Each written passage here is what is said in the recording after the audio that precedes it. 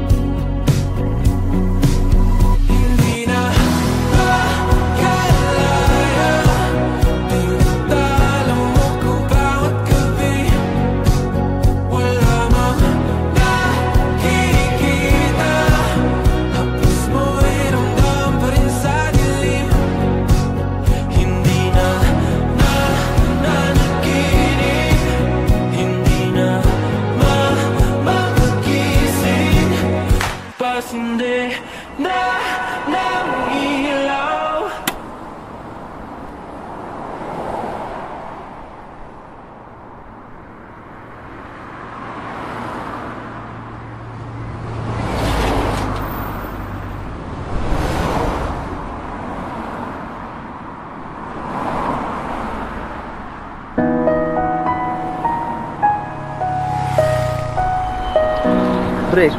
Happy birthday! Ay, Ito, yung regalo kami. ang ganda naman yan. Ganda naman Wow, ito. bagay na bagay siya yan. Thank you pa. Salamat, buti pa yung nakilala. Naalala yun.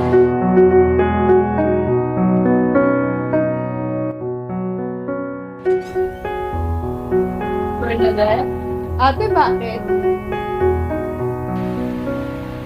Okay ka lang ba? Okay lang naman.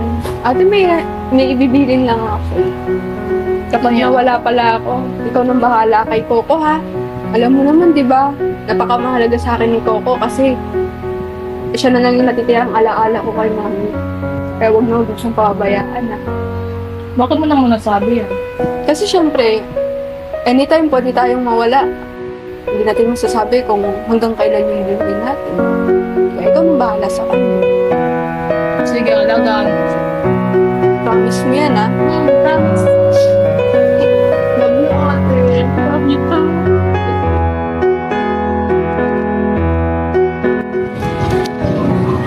Pasensya na. Nakakapagdas talaga yung ganitong sitwasyon.